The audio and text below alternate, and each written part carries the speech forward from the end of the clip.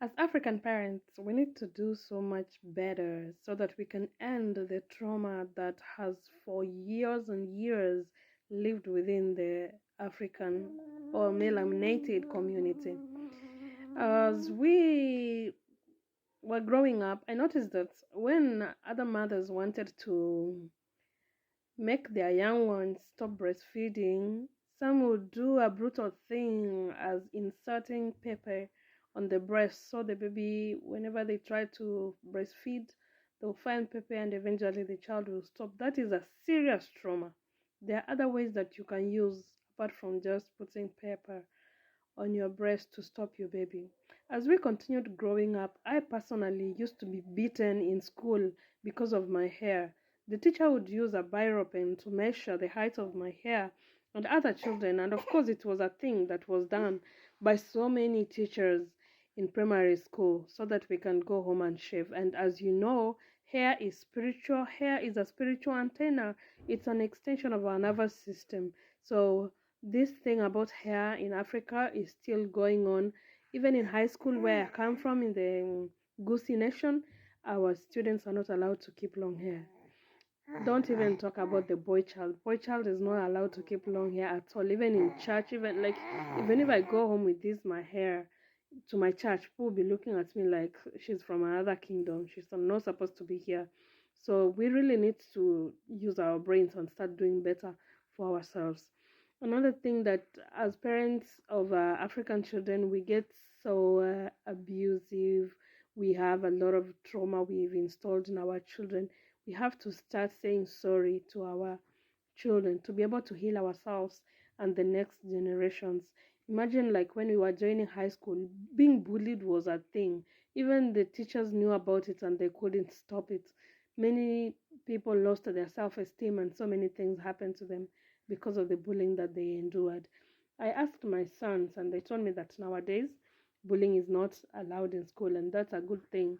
That means that we are doing things the right way. So we need to work on the hair and stop seeing African natural hair as unkempt, as untidy, and allow our children to have their natural African hair. Akili ni nywele, you know.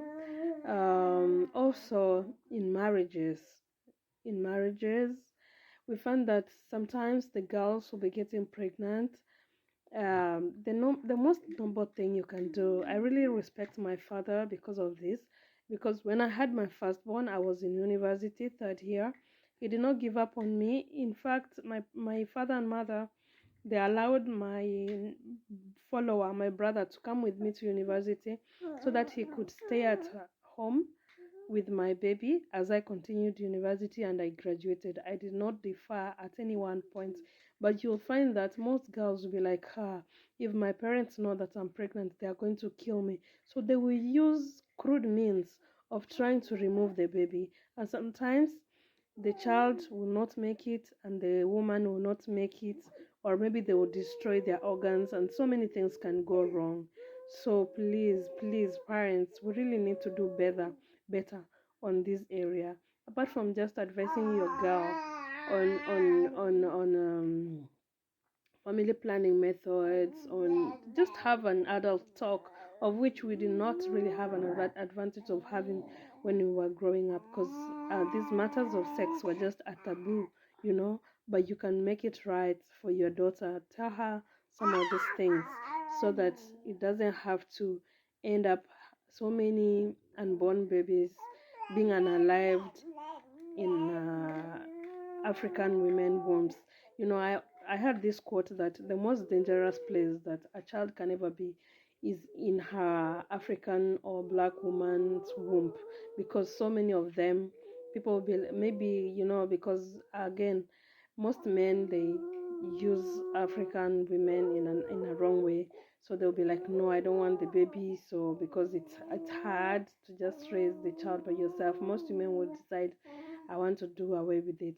But all the courage and all the love and support, I have respect for all single moms, because at the end of the day, even if you keep your child, the society will be talking evil and wickedly about single moms. They'll be saying, single mom children cannot make it. They can make it. Who said so?